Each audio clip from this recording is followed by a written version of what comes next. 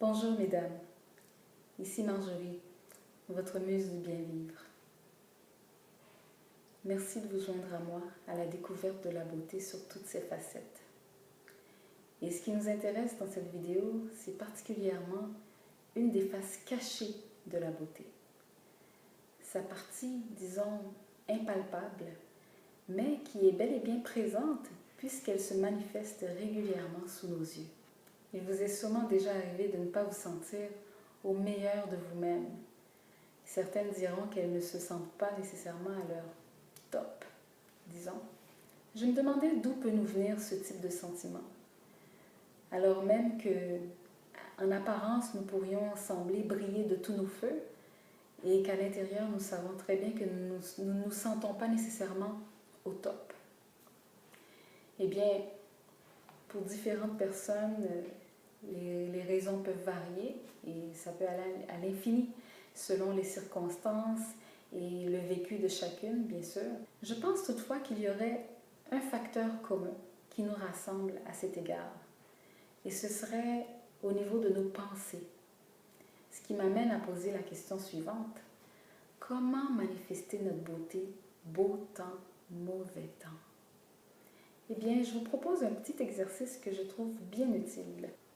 Vous pouvez bien sûr obtenir le support de votre entourage à cet égard en leur demandant de vous communiquer ce qu'ils ont observé que vous manifestez de beau, de magnifique.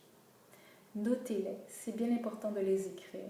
Donc, parfois on peut se dire « Ah oui, je connais mes qualités, on m'a déjà dit ci, on m'a déjà dit ça », mais de prendre le temps de concrétiser ces paroles-là, ces mots-là, auxquels on s'identifie, auxquels les autres nous identifient et qui ont une signification positive et qui nous renforce, ça peut faire une très grande différence dans le quotidien.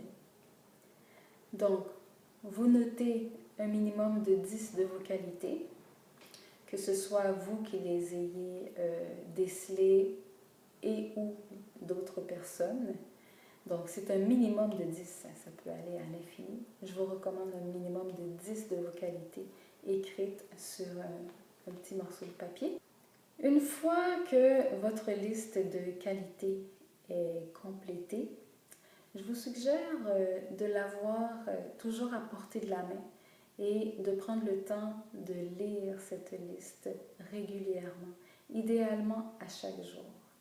Et pour les gens qui sont prêts à s'investir là-dedans, je vous recommanderais en fait de la lire plusieurs fois par jour.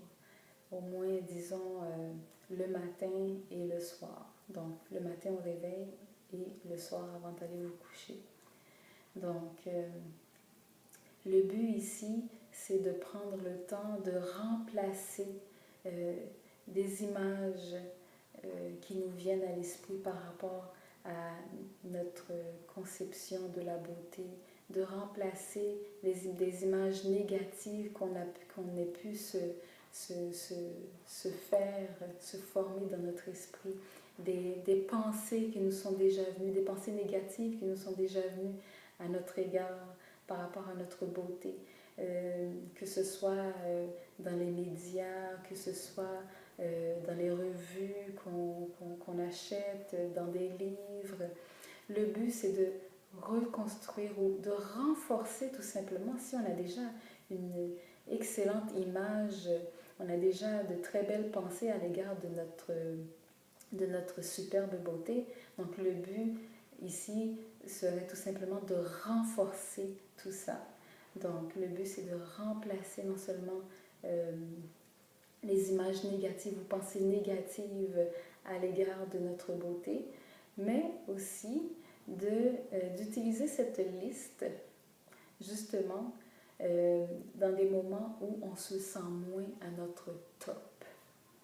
Donc, quand on se sent moins, disons, à la hauteur ou peu importe, selon nos états d'âme, d'utiliser cette liste pour nous donner, disons, un tremplin pour pouvoir passer à travers la journée Et le fait de consulter régulièrement la liste de vos qualités va tout simplement vous donner l'habitude de vous dire de belles choses, d'apprécier votre beauté intrinsèque, votre beauté originelle, celle que personne ne peut vous enlever.